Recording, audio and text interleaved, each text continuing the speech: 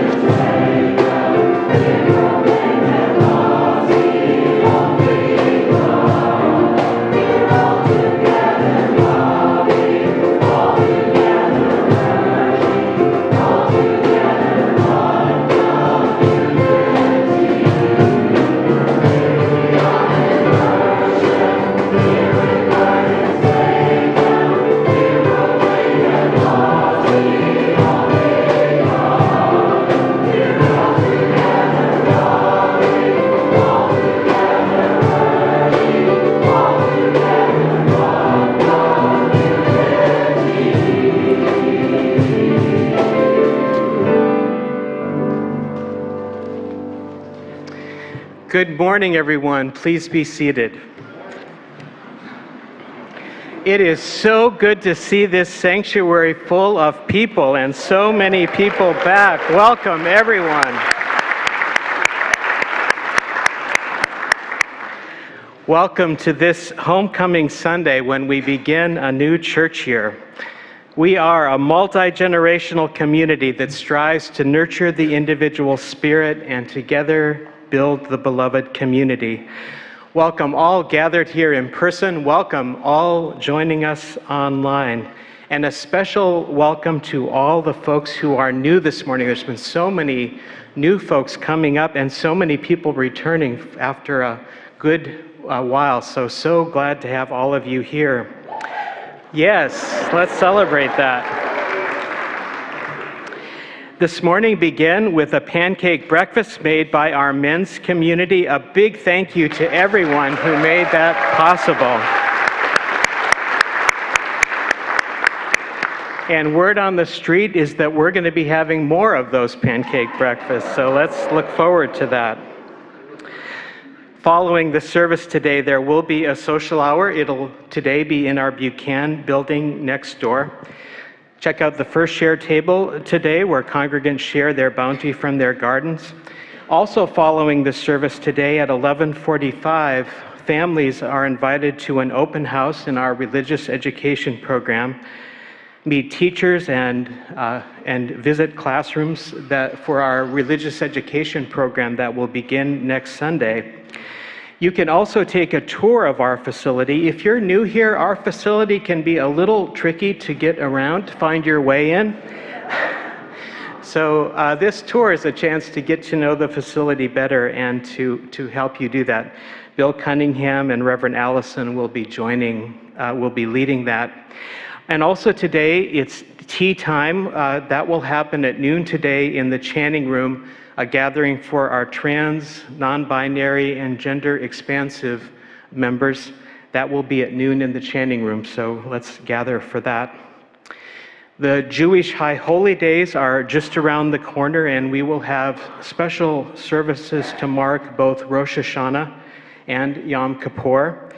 This Friday, September 15th, will be a Rosh Hashanah service in our Elliott Chapel, followed by a reception with sweet treats.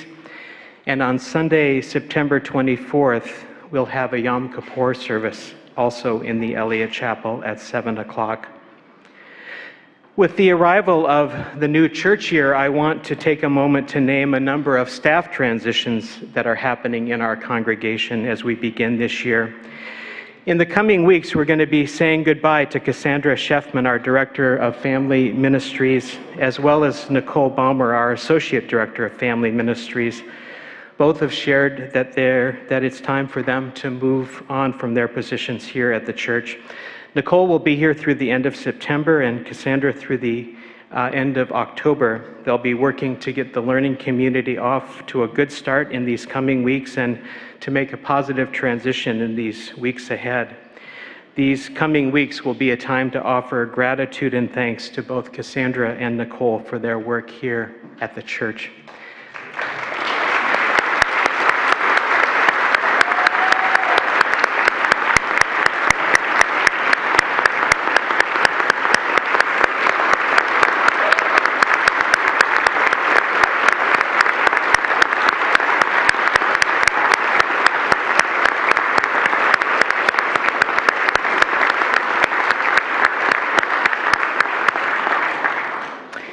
And we are welcoming 4 new staff members this morning as well. Jennifer Thomas, who is back in the corner in the side gallery, is just joining us as our membership engagement coordinator. Jennifer's looking forward to getting to know everybody's name here. And so we're so glad you're with us, Jennifer. Garrett Bond joins us today as our part-time associate keyboardist.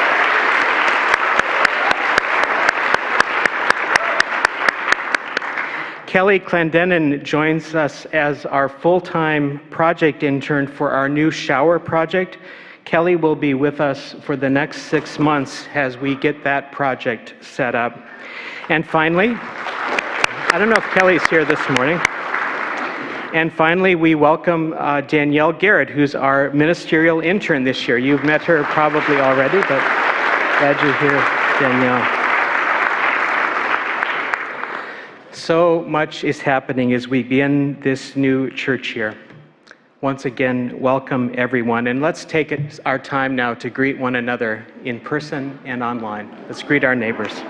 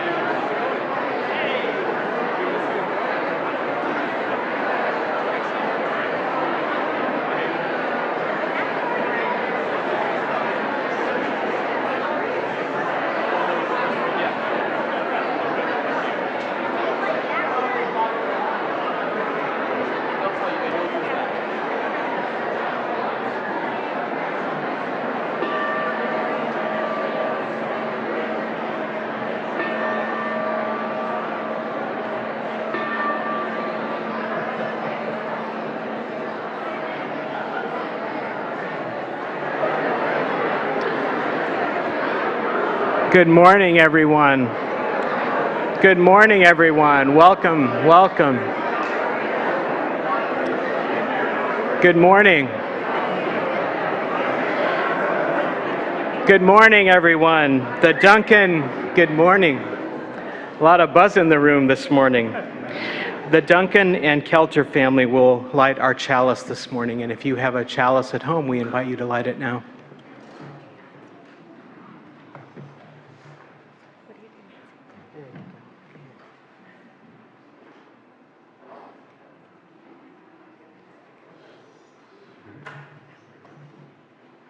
Good job. We are Unitarian Universalists. We light this chalice in faith, in hope, and in love. Thank you.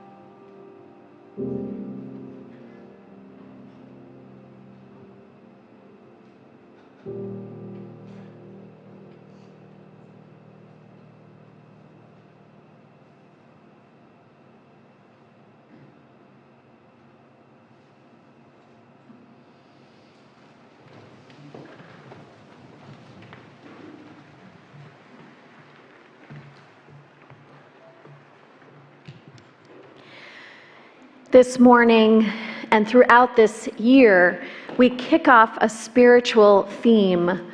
Love is at the center of our church.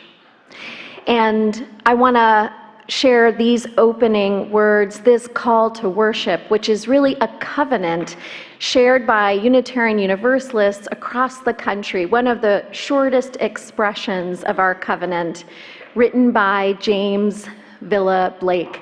And if you know it, you can say it alongside of me. And for the new folks, it goes like this. Love is the spirit of this church.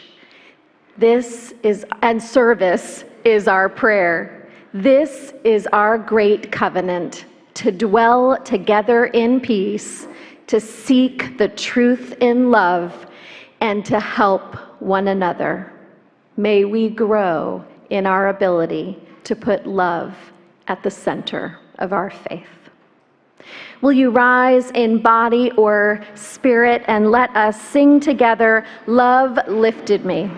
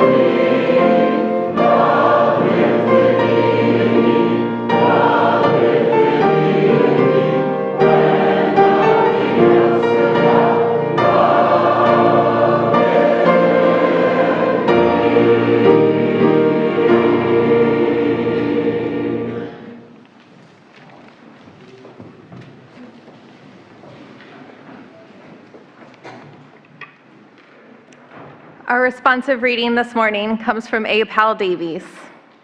None of our private worlds is big enough for us to live a wholesome life in. We need the wider world of joy and wonder, of purpose and venture, of toil and tears. What are we, any of us, but strangers and sojourners forlornly wandering through the nighttime until we draw together and find the meaning of our lives in one another, dissolving our fears in each other's courage, making music together and lighting torches to guide us through the dark. We belong together. Love is what we need, to love and to be loved. Let our hearts be open, and what we would receive from others, let us give. For what is given still remains to bless the giver when the gift is love. Now let us join in singing our doxology.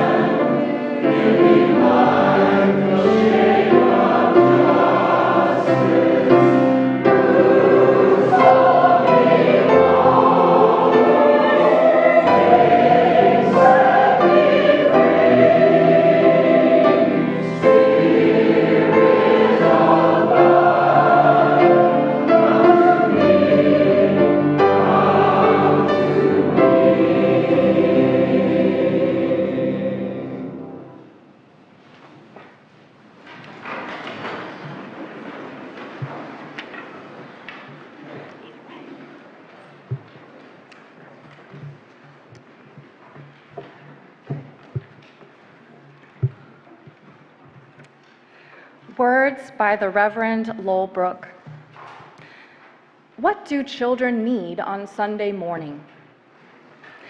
They need to light a candle and have a quiet moment to enjoy its mystery. They need to sing a song, to hear their own voice and other voices joined together, and to feel the things that are stirred by music.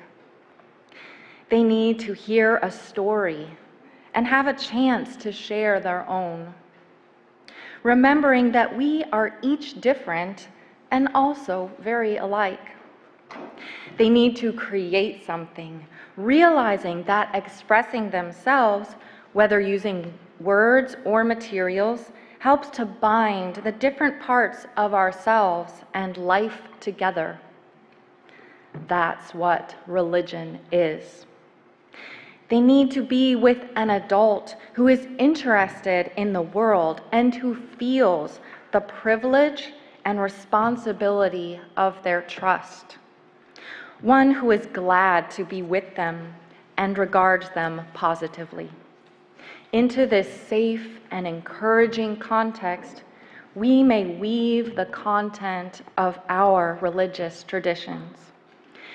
The history and common threads of our identity are important, to be sure, but without this essential loving embrace, the education will not be religious. Now we offer a moment of blessing for our young people, children and youth. If you're willing, please take the hand of a parent or other trusted grown-up as you receive this blessing. Adults of the congregation, will you recognize, affirm, and protect the light in each child's heart? If so, answer, we will. We will. Will you support their religious upbringing by making this a place of joyful welcome, a place where they feel known and loved? If so, please answer, we will. We will. And as you are called, will you support this ministry with our children with your time, your treasure, your talent? If so, please answer, we will. We will. May it be so.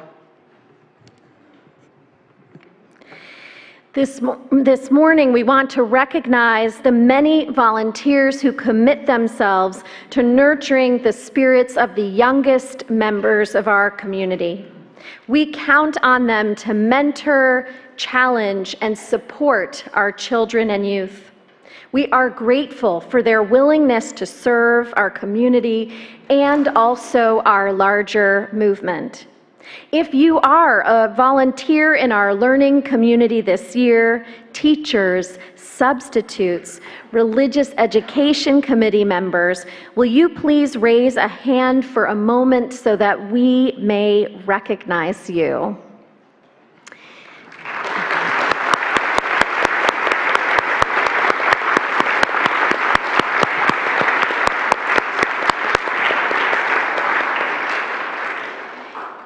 Teachers, will you practice kindness and care with all of our children and youth, be inclusive and respectful of each one, and work to build trusting relationships in your class community? If so, please answer, we will. Teachers, will you, with curiosity and love, be a witness to the lives of our young people and their spiritual deepening? If so, please answer, we will. Will you offer your commitment to learning together and from one another as teachers and from our children and youth? If so, please answer, we will. May it be so. Will you pray with me for a closing prayer and blessing? In the spirit of love, we affirm our connection to each other and the larger family of life. We give thanks for the volunteers who nurture our children and youth. We give the deepest thanks also for our Director of Family Ministries, Cassandra, and for our Associate Director of Family Ministries with Youth, Nicole. In this season of turning and transition, may we take in the fullness of the gifts they have each brought to our community and celebrate them. May a spirit of awakening work in the hearts and minds of all those in our learning community. May each of us hear our calling within a religious movement that beckons us to search for our own truth and meaning our whole lives long.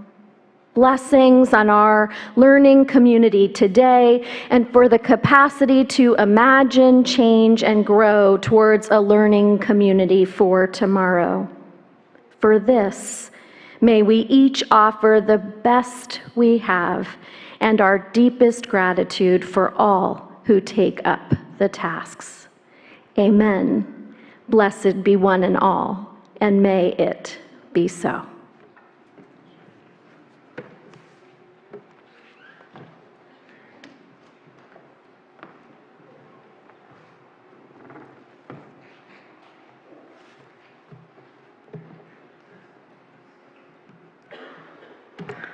We continue to celebrate the ways that this community, young and not so young, are living out our values in the world. We're excited this morning that we are sharing our plate with First Unitarian's 13 Salmon Shower Project.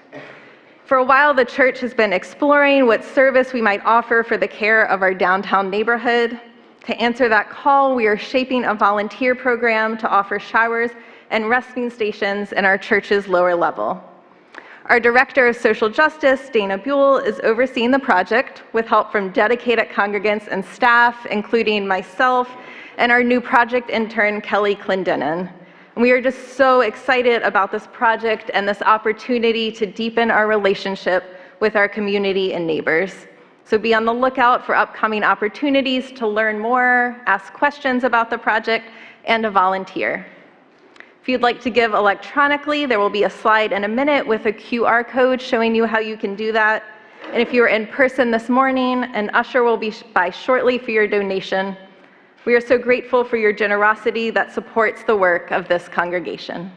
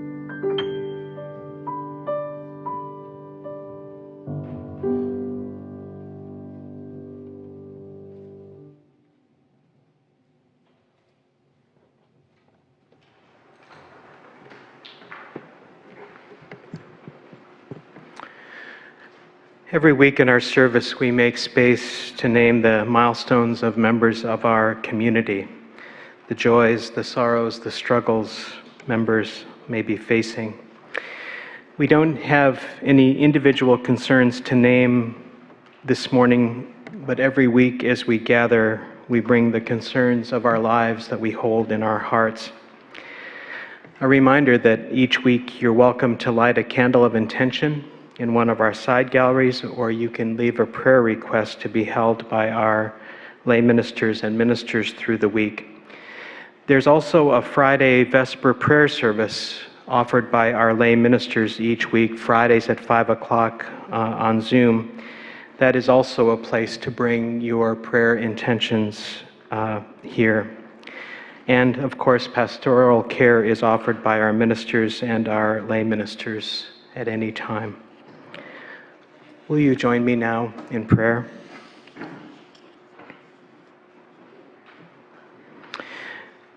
Spirit of life and of love, God of many names and of no name at all, hear our prayers this day.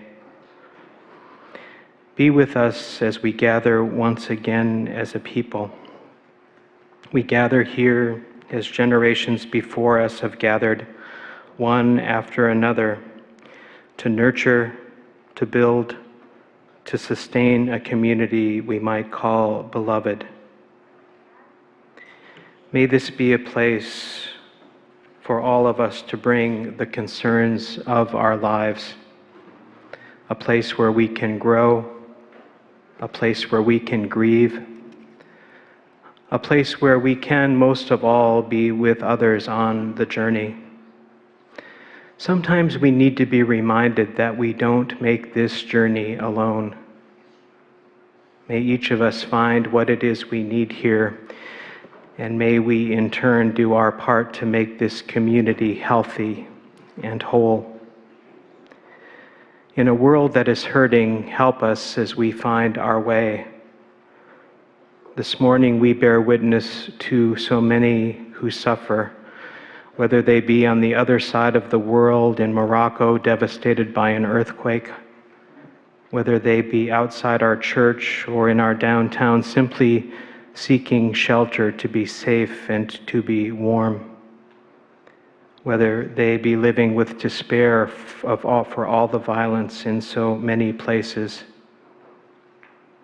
Help us, Spirit, each of us and all of us, to make the world a little more compassionate, a little more just, a little more loving.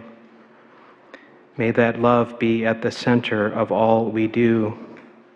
Love for each other, love for this community, love for this good green earth that sustains each and every one of us and all of life. Yes, may love be at the center of all we do. And in all our days, with every breath we take, may we never forget that we are held in that love. So be it. Amen. Let's take a few moments now to be together in silence.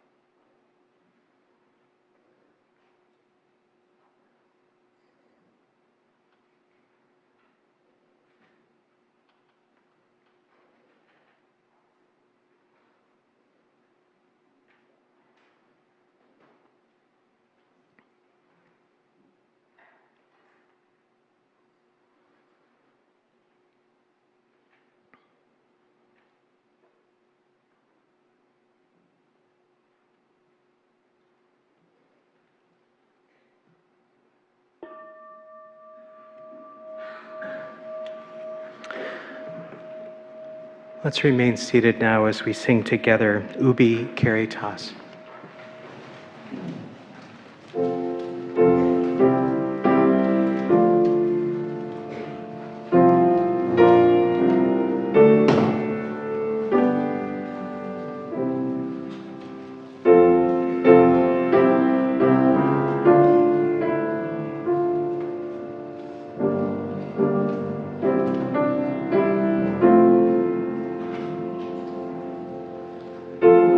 Amen.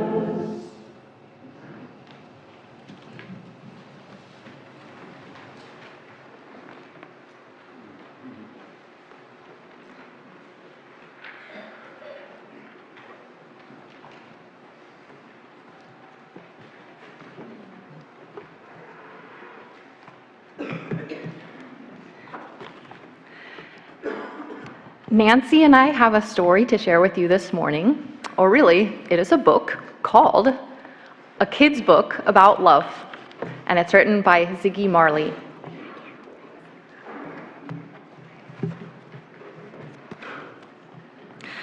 Love is the most powerful thing in the world. My name is Ziggy, and I grew up in Jamaica. Even though my parents didn't say they loved me a lot, I knew I was loved. How did I know? They showed me love. Growing up was tough. Things weren't always easy. I didn't really think about love much as a kid, but my great auntie would bake just for us kids when we stayed with her. Even though she didn't have much, we knew what she gave was out of love. When I became a teenager, love became like a spiritual journey for me. Not the lovey-dovey kind of love, but the idea of doing unto others as you'd have them do unto you. My journey led me to understand the most important thing about love.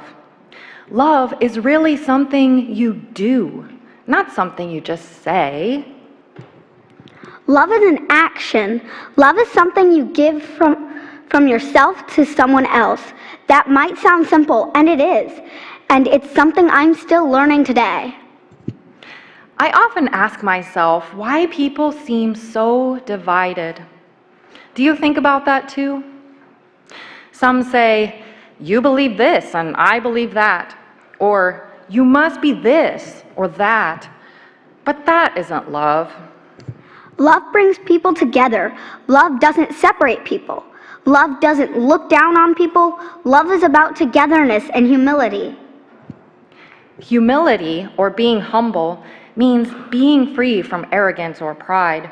And you can't have love at all without doing love. So, how do you do love? First, you have to choose it. Love is a choice. It isn't something you have to do, but you will experience life much differently if you choose love.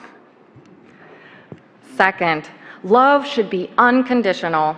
You can't put stipulations on it. It should be for anyone and for any reason, no matter how other people respond. That means someone may hate me, but I don't have to hate them back. I might even love them back. Third, you have to be brave to explore love. If you really want to love, it takes courage. With love, you can't expect to get it in return. Sometimes you will, sometimes you won't. But you can't get what you don't give. A lot of people are afraid of love for this very reason. People want to close themselves off and protect themselves from getting hurt. But love opens you up. Love means having to trust. Love means starting from a positive place, a place of hope. Love is so much better than anger, than hate, than aggression. Love is so much better than all of that. Love is something that starts within you first. Some people ask me what religion I follow. There are a lot of things I could say. But I say, love is my religion. It's my answer, because there's nothing more powerful than love on the face of earth. Love is the greatest thing there is. To love and to be loved is an empowering feeling. When I have love, you can't make me hate you. Love isn't egotistical. Love isn't selfish. Love isn't racism. Love isn't boastful. Love isn't a material thing. Love isn't things at all. Love is when you give of yourself, when you give you. Without things, love still exists. Don't let things stop you from loving. Even if we had nothing, we could still love. So it's really all about love. Living love, Giving love doing love. and being love. That's why love is the most powerful thing in the world.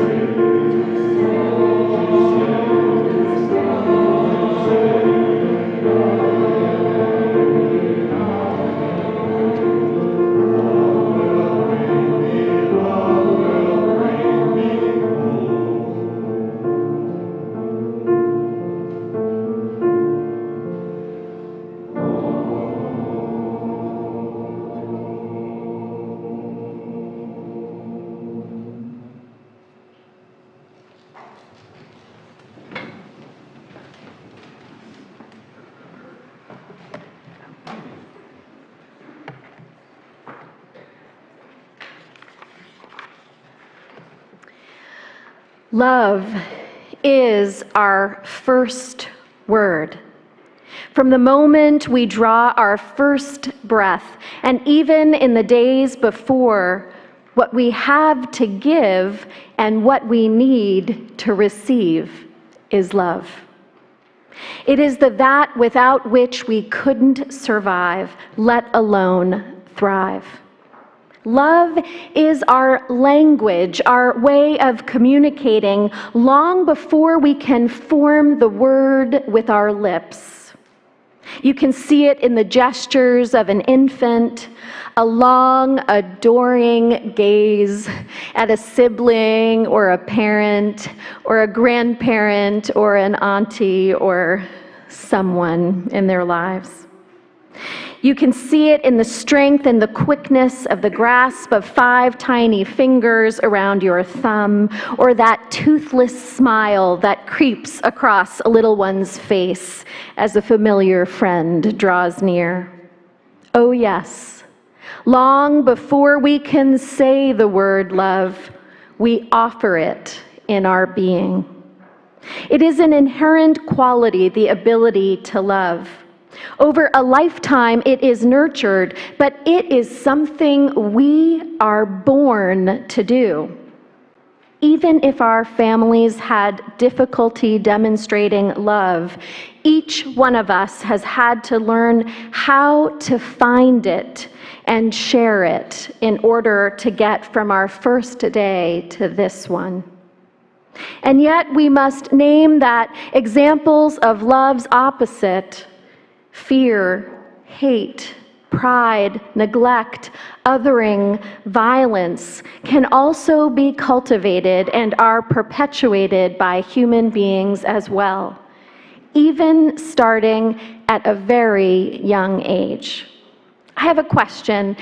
Is anyone in the room 4 years old or 5 years old or 6 years old? Do we have anyone in those ages? We do. I see some hands. Have any of you been 4, 5, or 6 years old? Okay. This is a story about all of us. On a warm day, a long time ago, a very young boy named Theodore was on his way home when a beautiful flower by a pond caught his attention. And then he noticed there was a spotted tortoise sunning themselves in the water, and so Theodore moved closer. He thought to himself one of those thoughts that we don't have to act upon, but may arise in our mind from time upon. He thought this: I've never killed any creature, but I have seen many other children destroy birds, squirrels, and other animals. And he felt an urge to follow their example. He raised his arm, but all of a sudden, Theodore remembers that something literally checked his arm. And a voice within him said clear and loud, "It is wrong." So he stopped himself. He held the stick that he had picked up firm and did not strike the tortoise, marveling at this feeling of a conscious and involuntary inward check on his actions. Theodore hurried home and shared the story with his mother, Hannah, and asked, "What was that told me what I was about to do was wrong?" Hannah wiped a tear from her eye and held her son in her arms and explained, "Some men call it conscience, but I prefer to call it the voice of God in your soul. If you listen to it and obey it, then it will speak clearer and guide you towards the right. But if you fail to listen, then it will fade out little by little and leave you without a guide. Your life depends on heeding that voice." All life depends on our heeding this voice of God, of our hearts and our conscience. Theodore grew up to be the celebrated 19th century Unitarian minister, abolitionist and advocate for greater gender equality, the Reverend Theodore Parker. Many people may be aware of some of his words which inspired Dr. King's words and which appeared in the Oval Office during Obama's tenure. The arc of the moral universe is long, but it bends towards justice. Here is Parker's full quote.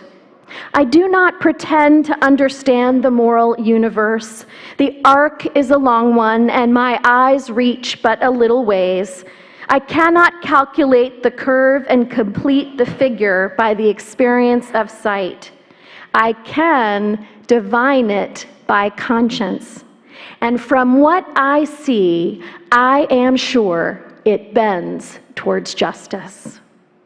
When we unite our intellect and love, our conscience and our hearts, we are inspired to devote our lives to the ultimate goal of religion, which is liberation. That is true when we put love at the center of our faith. Even though we have spiritual forebears like Parker who have reminded us that love is necessary grounding for our faith, for a long time we seemed to raise individual conscience alone as the ultimate destination and purpose of our faith.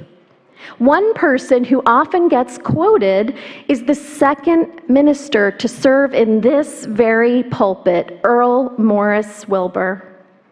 Wilbur and others of his time spoke of Unitarianism offering a new trinity. That trinity was freedom, reason, and tolerance. If you became a Unitarian Universalist decades ago, you may even remember those words. These were seen as the defining values that made us Unitarians. We still uphold freedom, the religious freedom to choose what we believe and not to have any creed imposed upon us. We still uphold reason. Ours is a faith where your intellect is welcome, where your questions and doubts are encouraged, and where science and logic, intellect and inquiry abide. Tolerance, not so much. We do not value that word so much today, and we haven't for a long time. Here we don't just tolerate diversity, we are moving ever onward to embrace it. We are becoming an increasingly multiracial, multicultural, and religiously plural association.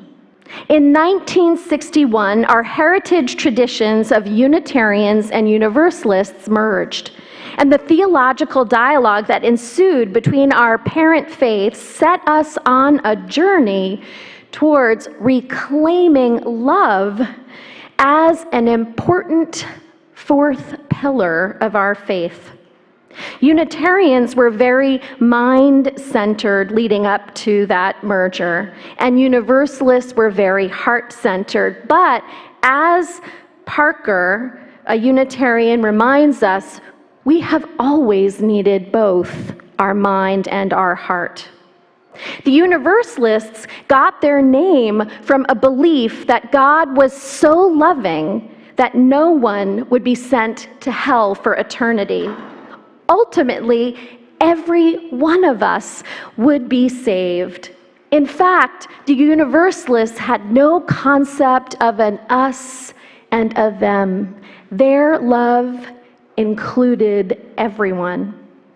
The Unitarians got their name from a belief that there was one God, and that while Jesus was a moral exemplar, he was no more a child of God than any one of us. We are all capable of following our conscience, our heart, and our soul to act upon truth and love and intuition. In essence, our Universalist ancestors taught us that God is love, and our Unitarian ancestors taught us that we can love deeply, fiercely, faithfully. This is our promise, the promise of being human. The particular challenge for each one of us is to figure out how love will unfold. Knowing that we are here because of love, how will we love in return?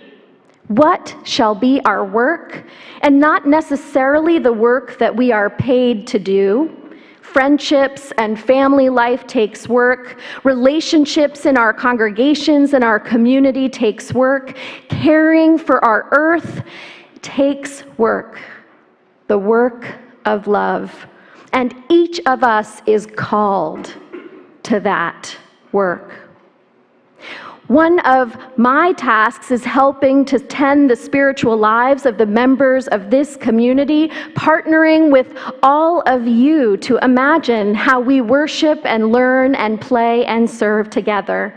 And another one of ours is taking the time to deal with rifts and conflicts when they arise in our families, in our circles of friendship, the wider set of communities of which we are a part.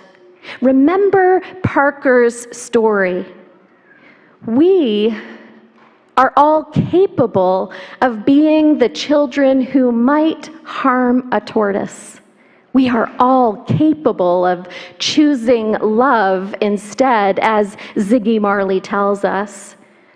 How did Parker engage with the other children in the future around ponds when he saw them raise sticks? To be human is to learn how to practice love and to recognize that we don't always get it right. The work of healing and repair is part of our call, especially present as we enter the season of the Jewish high holidays beginning on Friday. A season for all of us to choose how we can meaningfully turn towards goodness and love this year. Even as I lift up Parker as an abolitionist, I want to acknowledge that as a white, cis, heterosexual man of the 1800s, he held views of himself as superior to the people that he wanted to liberate, superior to the people that were his partners in the work of liberation. Every year is an opportunity for all of us to grow in our understanding of what love asks of us and what we are willing to give up or risk for the sake of love. Throughout this year, both in our congregation and in the wider movement of Unitarian Universalism, we are engaging in articulating a fresh expression of our faith that is rooted in love. It turns out that about 15 years after the merger, Robert Miller was doing a study of religious values, no relation to me.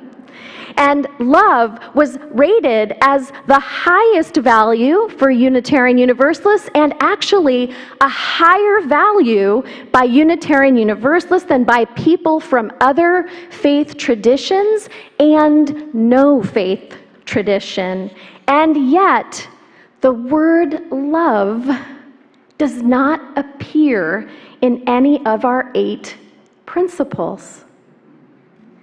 The closest is in the form of the word beloved in the 8th principle, and that is a part of the movement and journey we are on. This is our year to reflect more deeply on what we mean when we say love is where we are headed as a faith. Freedom, reason, and diversity are what makes us a liberal faith. And adding love is what makes us a liberal and liberating faith. A final note. Love is our first word. Love is also our last word. As a minister who has officiated at many memorial services, I can testify that it is the love we have given away that remains after we are gone. We are remembered for who we loved and how we loved. We are remembered for being love and doing love, and the difference it made in people's lives.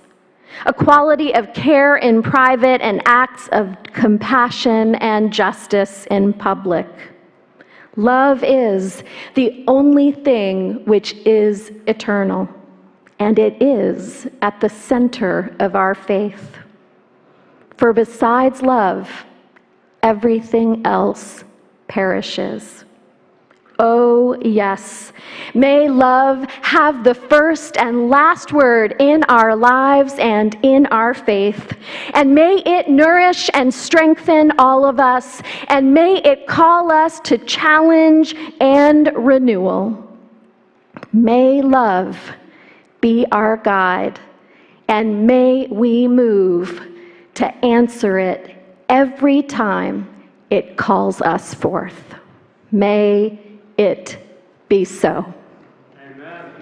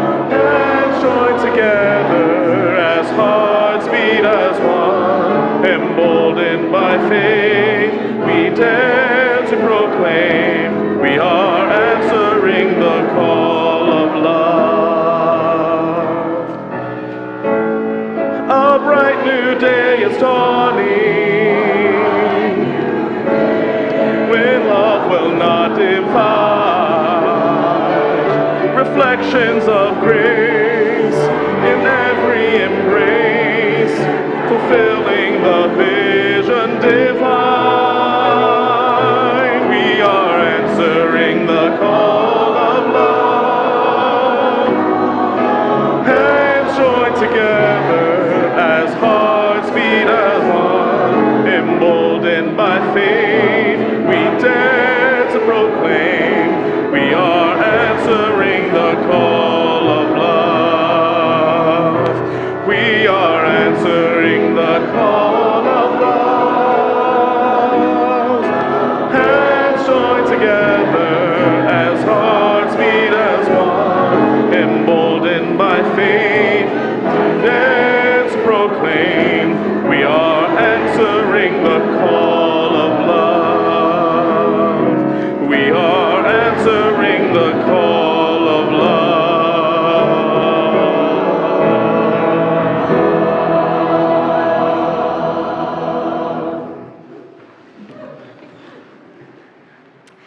and now in our going. May the light of love bless us and keep us. May it shine down upon us. May it radiate out from within us. May it be gracious unto us. May it make of each one of us people who are ready to go to bat for that light of love each day. For this is the day that you and I are given. So let us rejoice in it and be glad. Go in peace. Practice love. Be love. Do love. Amen.